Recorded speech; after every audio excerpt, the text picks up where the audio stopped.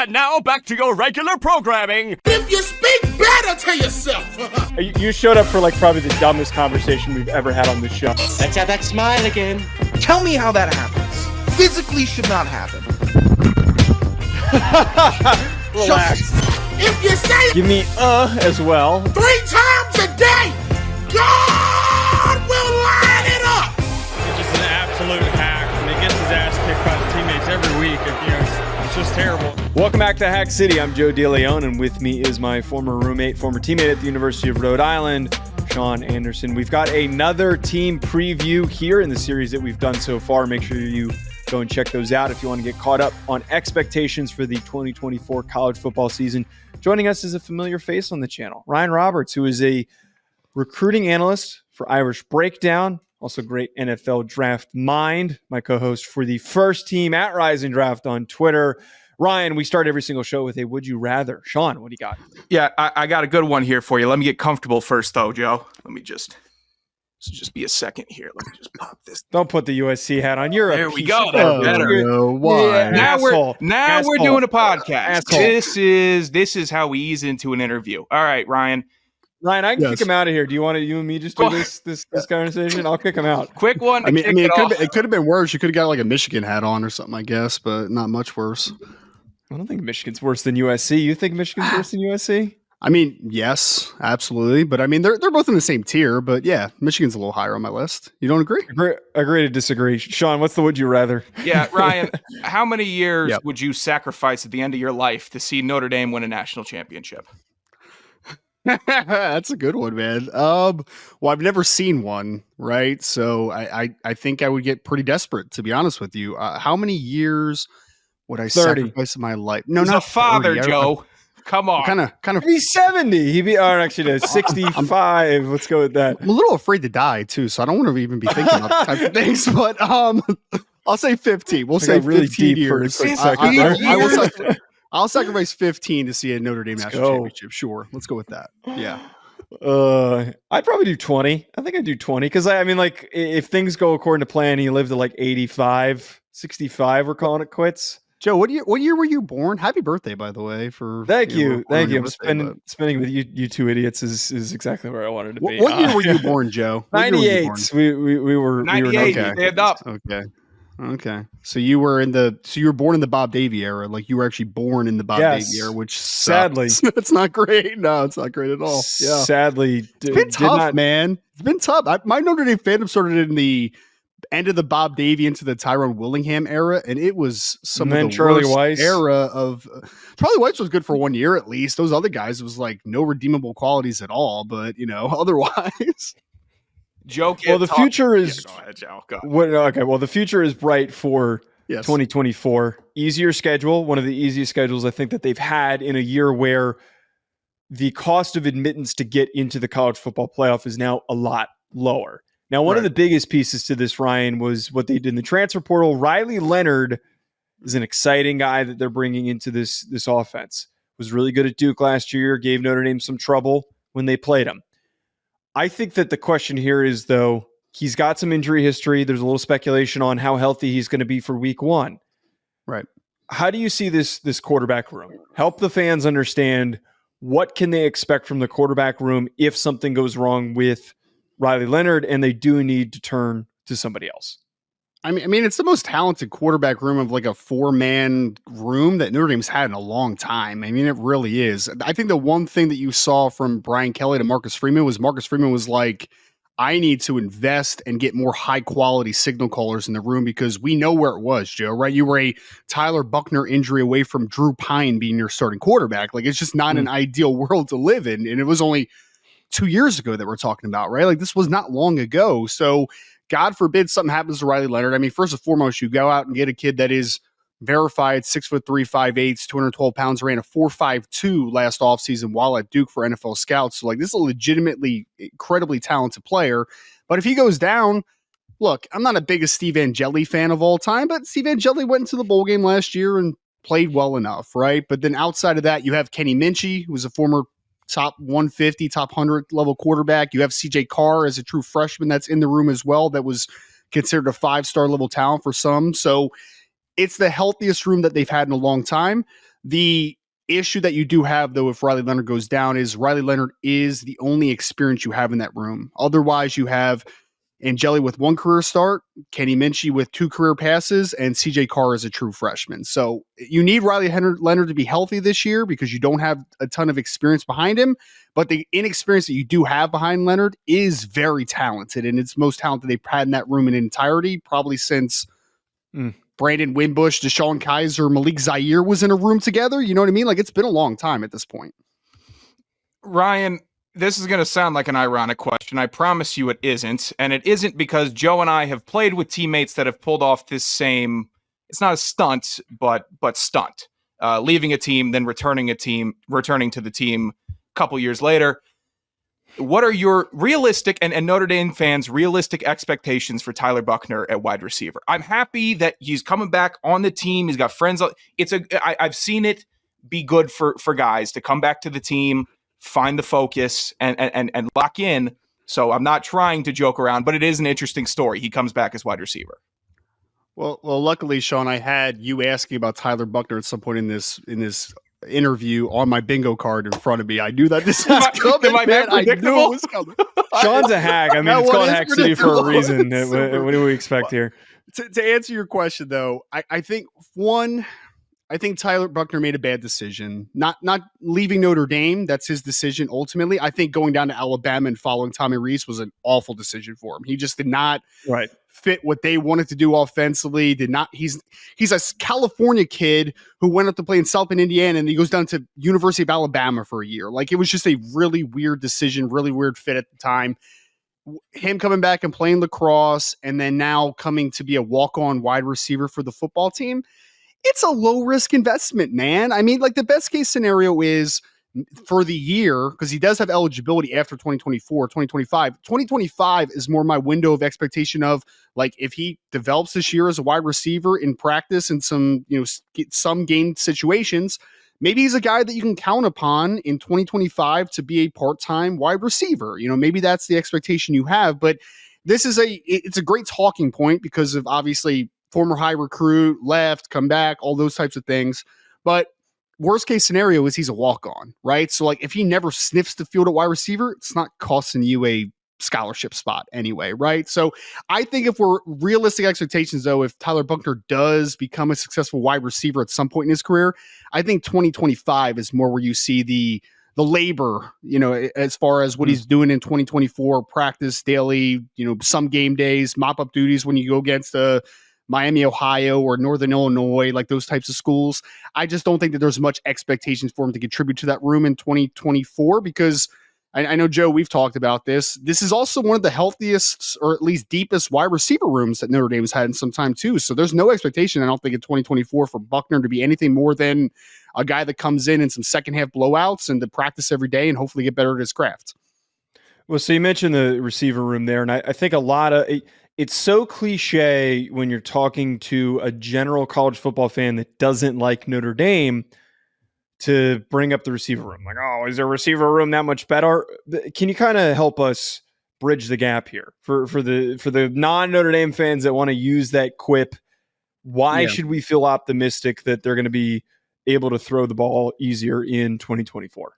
Well, it's a combination of things. I would paint it this way, Joe. Notre Dame had a wide receiver coach 2 wide receiver coaches ago named Del Alexander, who was one, a bad developer, 2, it didn't recruit anything. Like, for 2 years, like, he didn't recruit any quality receivers. It was just absolutely terrible. And then they end up firing him. They go to Chancey Stuckey. And while Chancey Stuckey was a very good recruiter for Notre Dame, he wasn't a very good coach, right? So he's out after only 2 years as well.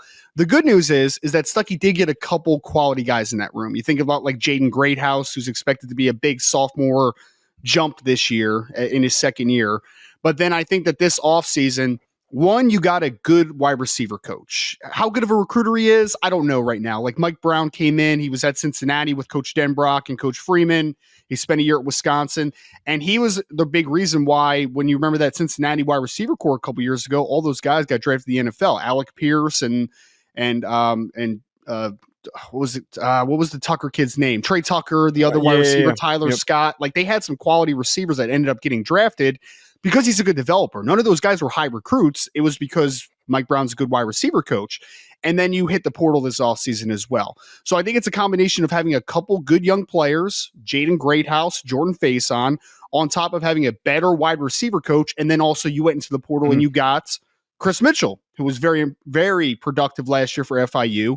You went and you got Bo Collins. You went and got Jaden Harrison, who was a All-American kick returner for Marshall as well. So you have, I think, kind of coupled better producer at the wide receiver coach position with better recruiting, and also coupled that with you hit on a couple very talented wide receivers in the portal. So I think all those things together, this should be the deepest wide receiver room Notre Dame has had 5 to 10 years. I mean, like, it's been a long time at this point. Ryan, I've always compared the Notre Dame head coaching position to the quarterback of the Dallas Cowboys and how they're received, and also similarly to how they perform. And knowing that, I know that Dallas Cowboys fans can get rather impatient. What's the patience level with Notre Dame fans with Marcus Freeman entering his next year going into this season? I mean, it's a big year for Marcus Freeman. There's no doubt about it. I think that they had patience with him the first 2 years, especially speaking about Notre Dame fans, because it was his first head coaching job ever, man. Right. Like, I don't think we gave that enough credit. It's like, yeah, he had a couple blunders in year one. It's like he's never been a head coach anywhere before. He was just a defensive coordinator before that. Right. So you have that weird transitional period. You saw growth in year two, I believe, right? Because year one, you lost to a couple bad football teams that, like, you never have business losing to, right? Year two, you only lost to quality teams, right? Like, the worst team technically from a talent perspective, I guess, was probably Louisville, who ended up making the ACC championships. Like, even they weren't a bad quality football team, right? So year two, I think you saw growth. Year three, it's now maximizing opportunity because Coach Freeman has now put together a couple really good recruiting classes in a row. He's got a hell of a defensive coordinator, Al Golden, who just had Notre Dame's defense playing great last year. And then you bring in Mike Denbrock this offseason, obviously the great offensive coordinator that he worked previously with Cincinnati and what he did last year at LSU, averaging over 46 points per game with Jaden Daniels in that crew. So with two very good coordinators on top of being in year three now, I think that this is the year that you see it blossom. But to answer your question directly, if it's a flop this year, then you start, like, it's not a hot seat per se, but like it's a warm seat of like, man, year four is like kind of becoming almost a make it or break it year at that point, right? Like, you need to see gigantic growth. I think the expectations are high. There are consensus. They're being ranked as a top 10 team by every outlet at this point because I think they have a lot of talent coming back. It's pretty much for Notre Dame fans to be happy with progression. You need to make the playoffs one. I think you need to win a playoff game two in this season for it to be considered at least somewhat of a success. I think that you really need to see a lot of growth in year three under Coach Freeman. So to help us paint that picture, yep. If you were to pinpoint one freshman, redshirt freshman, true freshman, whatever it might be, that you think is going to be the most impactful in 2024, who do you think it's going to be? It's such a tough question, Joe, because Notre Dame is so unique. They technically don't have redshirt freshmen, right? Like they don't technically redshirt because their academic eligibility stuff. Oh, yeah, I know. Really? It's like Stanford. Yeah, it's so they can. I never noticed that. They can still get the fifth year because technically they did redshirt, but like they can't list them because they're such high standard academically or whatever. It's a really stupid thing. But anyway, I'll answer your question directly. First or second year player. Let's do that. First or second year player. Let's rename it. I think there's two. Can I pick one on both sides? You always love to bend the rules and name like six guys. Hey, Ryan, I'll take one. two. I don't need him. This tyranny. All right, I'll definitely take the two. One on both sides of the ball, Joseph and Sean. One, Charles Jagasaw starting left tackle. It is not an easy guy to follow, Joe Altz, right? I mean, that kid was a two-time All-American his last 2 years, just went top 5 in the 2024 NFL draft. I mean, just arguably the best left tackle Notre Dame has ever had. I mean, you can make legitimate argument based upon what his resume said at Notre Dame.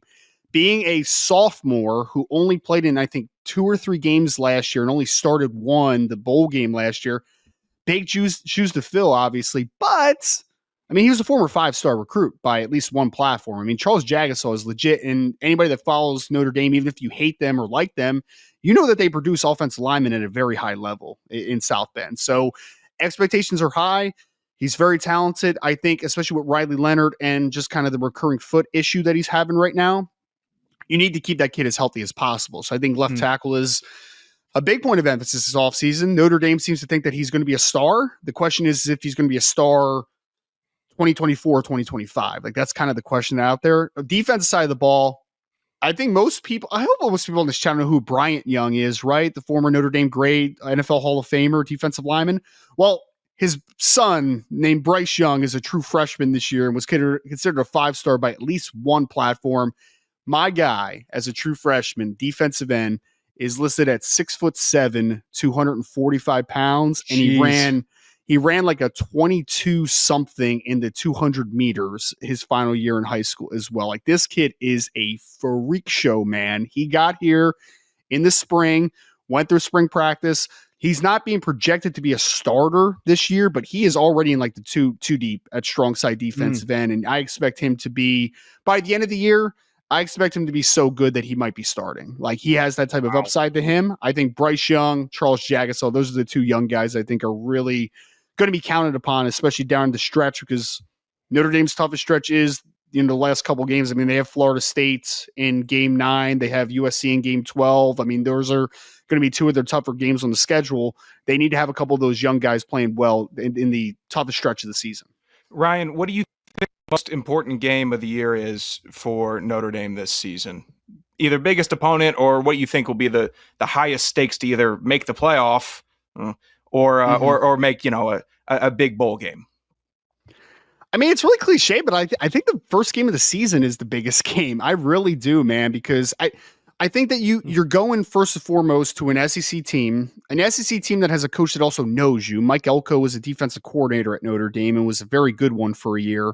You're going to Kyle Field, and I know Joe doesn't think playing in Kyle Field's tough, but like, playing in Kyle Field's a pretty tough bag, man. All right, tongue-in-cheek comment.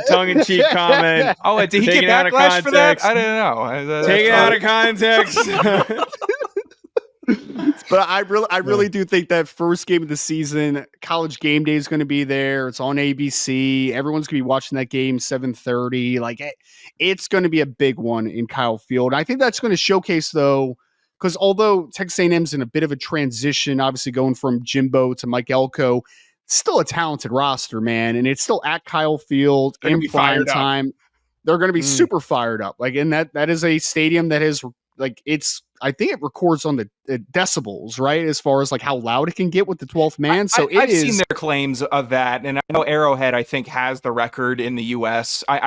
It's hard for me to believe that all that, because they're not all getting in the 155 decibels. They're not louder than jet engines. It's not possible. I don't know, Sean. You've never seen some rowdy guys that have been drinking for 8 hours and 100 plus thousand. He sees it every weekend. He loves rowdy guys. Every weekend he sees 100,000 people drunk and belligerently. Yes. Yeah. I think that's the biggest game though on the schedule, because like, I think the other game I would say is probably Florida State, which is the 9th game of the year. Like, that's a big stretch there, but I don't know. Me and Joe, we've talked about this. I'm unsure to what to expect of Florida State. I like what Mike Norvell has done. They were really good last year. They would have made the playoff if not for the Jordan Travis injury, just based upon the fact that he's there. But man, you are turning over a lot on that roster from one year to the next. So I think it's going to be a good team. I don't think it's going to be a great team, though. I really think that playing that first game against an SEC team in Kyle Field in prime time, I think Notre Dame has a chance to show that, like, hey, we're here. Like, this is actually real this year, hopefully. Well, that's going to do it for our preview for Notre Dame for the 2024 season at Rise and Draft. Go follow Ryan. I'd let you plug stuff, but everybody knows to go listen to the first team. Well, I was going to say, Joe, before we get off here, this is great that me and Sean are both in the same place with you, so you don't butcher one of our names by calling us the other. You know what I mean? Sean Anderson or Ryan Roberts been good is lately. My co-host. I don't know. They're both on the show. I don't know which one's which. Subscribe, 5-star review. Yeah, you know the drill.